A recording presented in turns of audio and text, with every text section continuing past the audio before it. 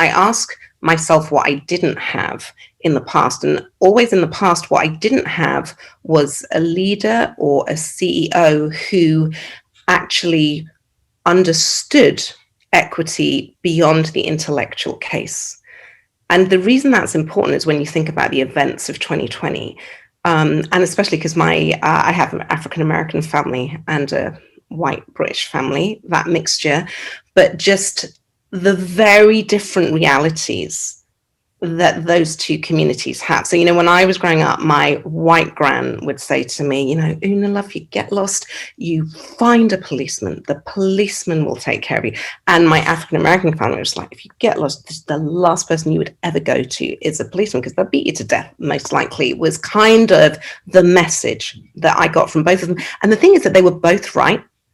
Those worldviews were both correct for those experiences. What leaders haven't really understood, many of them, until the brutal murder of George Floyd and the media consumption around that, is that you have to understand this beyond an intellectual level. And so the reason, or rather what we are doing to reshape our approach at SNAP is to say, our diversity annual report, it says, I've written enough of them in my lifetime, and they all basically say the same thing. They all basically say, hey, we need leadership in this area, and we need accountability. That, any diversity report will say that.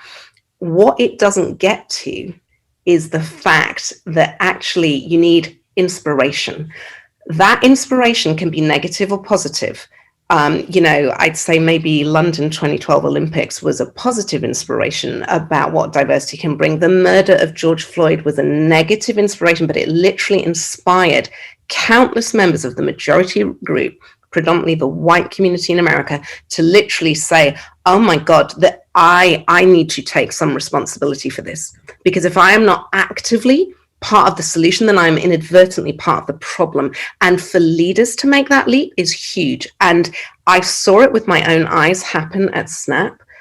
And it's incredible. The difference is incredible. And so I do think this is a moment, and we have to, recognize that, and not in a cynical way, but in a very proactive way, leverage that without relying on the countless murders of underrepresented people in society, to recognize this is an emergency and we must lead, we must act, we must be accountable, and we must inspire the majority group. We can't just keep preaching to the choir.